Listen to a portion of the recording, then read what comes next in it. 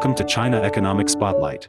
For nearly 20 years, economists have repeatedly predicted that a financial crisis in China is imminent.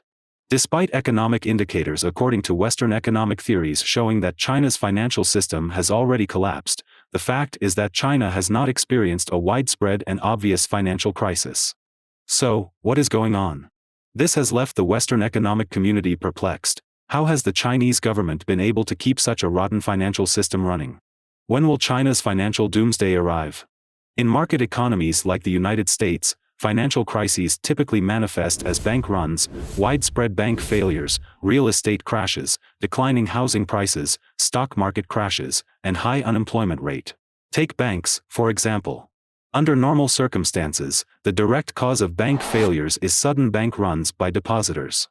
Even if a bank's financial condition is sound, it can still collapse due to a run. Recently, Silicon Valley Bank in the United States quickly collapsed due to a bank run by depositors, even though the bank's financial condition had not deteriorated to the extent of collapse. The U.S. Department of the Treasury was forced to swiftly declare that all depositors' funds would be fully reimbursed to prevent widespread bank failures similar to those of 1929 to 1933. In that month, Signature Bank failed, and the First Republic Bank faced a crisis.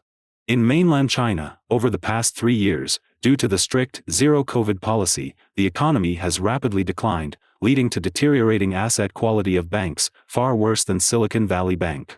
Some individual bank failures have occurred in China, but so far, they have not caused a chain reaction of bank closures. Today, we will explore why Chinese banks have not experienced chain reaction failures.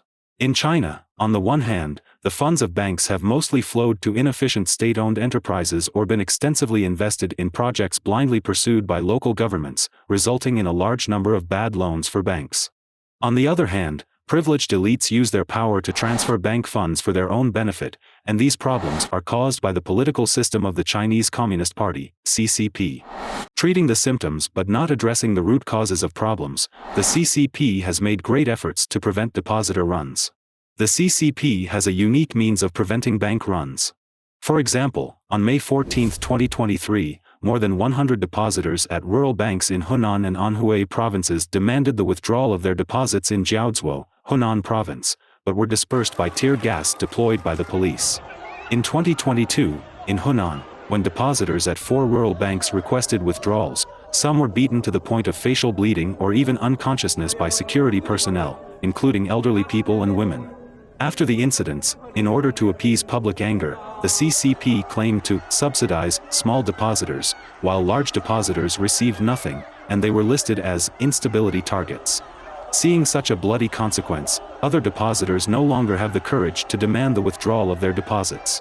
Then someone might ask, why don't depositors sue the banks through legal means? It's not that depositors don't sue, it's that depositors often cannot win lawsuits against the banks. There are numerous examples of this. The CCP claims to govern the country according to the law, but in fact, it is lawless when dealing with ordinary people. Mr. Li from Nanjing deposited over 2.43 million yuan in the Nanjing Jiangning branch of the Postal Savings Bank.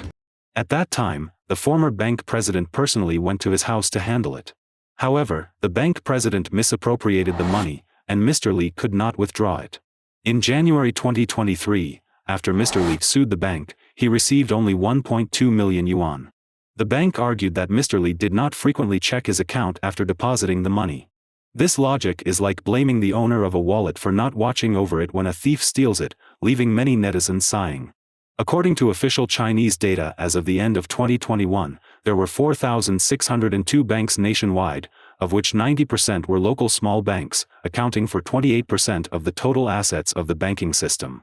According to publicly available CCP data, in 2021, high-risk small banks accounted for about 10%, or more than 400. Publicly available data also showed that in 2019, China had already reached over 500 high-risk small banks, so there are at least thousands of small and medium-sized banks in a high-risk state. The CCP has attempted to resolve the risks through the merger and reorganization of local small banks, but it has been difficult. The debtors of local small banks are mostly local government financing platforms and private enterprises. After the 3-year pandemic, China's economy has experienced a major downturn, and local government's hidden debt has reached 65 trillion yuan, while private enterprises are struggling. Local small banks are on the verge of collapse, and depositors of small and medium-sized banks are likely to find themselves in difficult situations. The CCP's four major banks are state-owned enterprises, backed by the CCP government, and serve as cash cows for the CCP's privileged class. Even village and town banks have the support of local officials. When depositors sue banks, it is like suing the government, and they generally cannot win. Therefore, for ordinary people in the mainland, it is easy to deposit money in banks but difficult to withdraw it. Once the money is deposited, it is like giving it to a gang.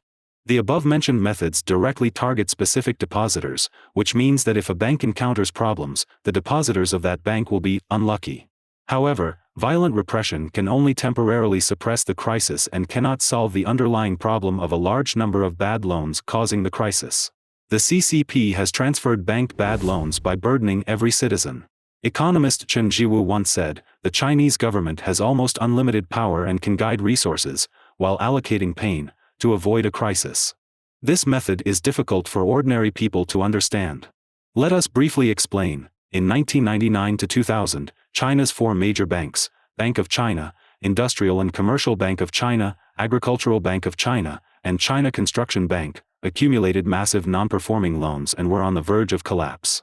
At that time, the Jiang Zemin government came up with a brilliant plan to establish four asset management companies: Huarong, Great Wall, Orient, and Cinda.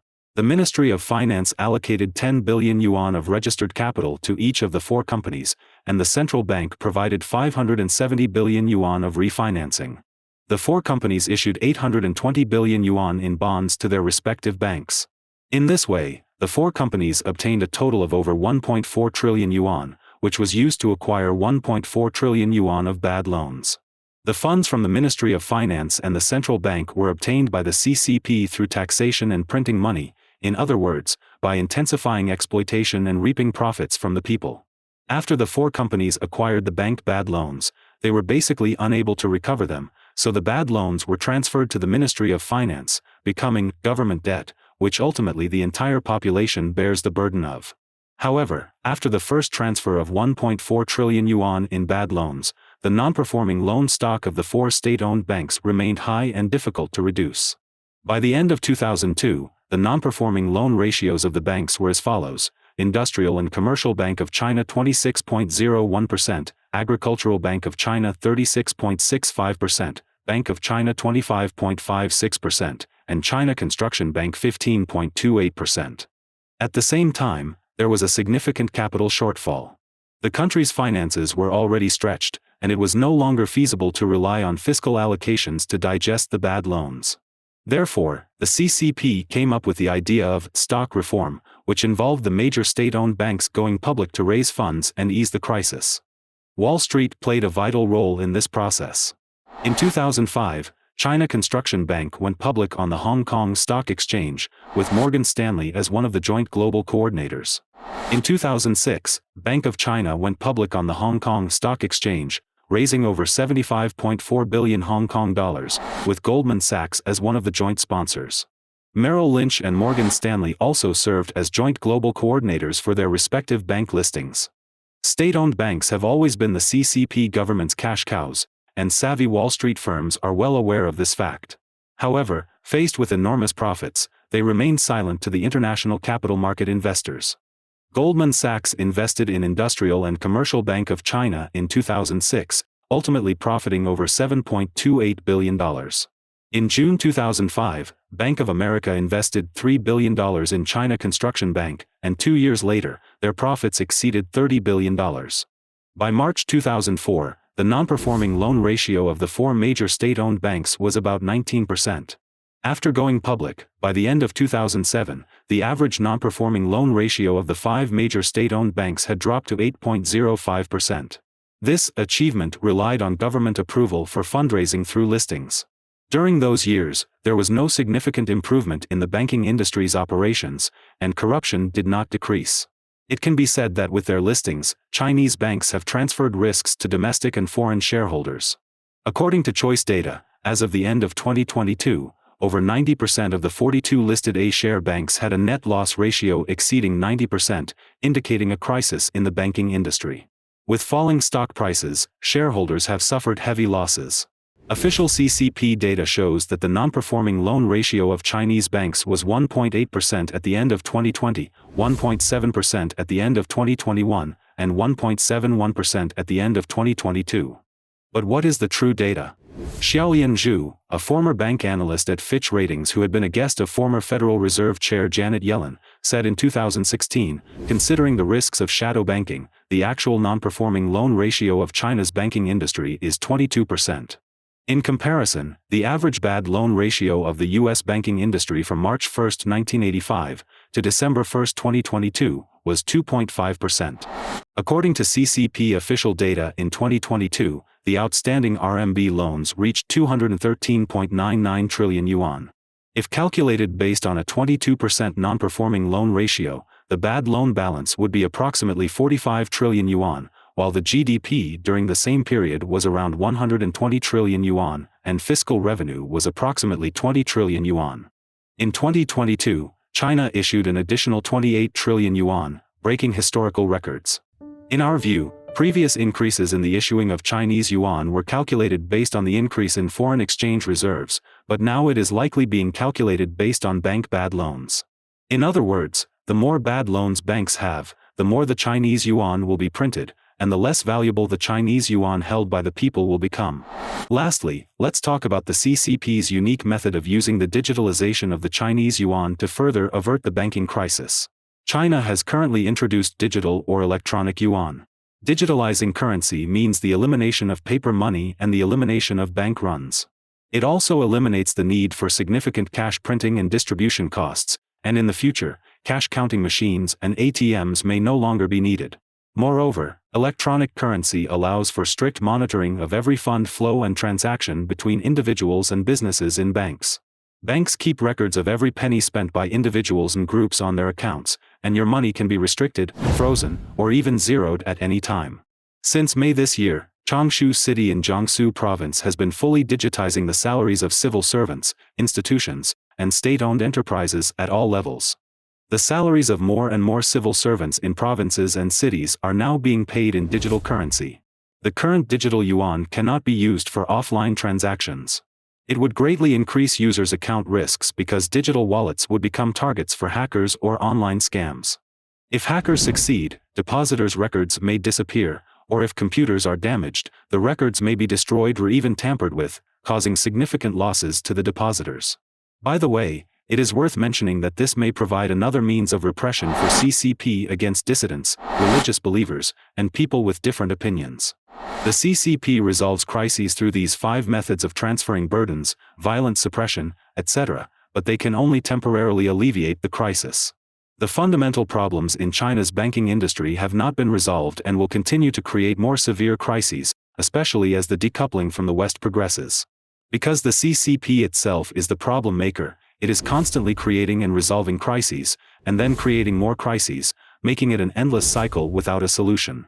In our view, the banking crisis in China may fully erupt after the collapse of the CCP regime, causing enormous suffering to both domestic and overseas populations, especially the Chinese people.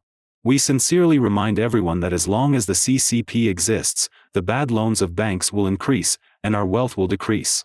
At the end of the program, we would like to add one more point. Several large state-owned banks in China were confiscated by the CCP from private hands during the early years of its rule. We will tell you this story in the future. Well, that's it for this episode. If you enjoyed our program, please feel free to share it with your friends and help more people understand the truth. See you in the next episode.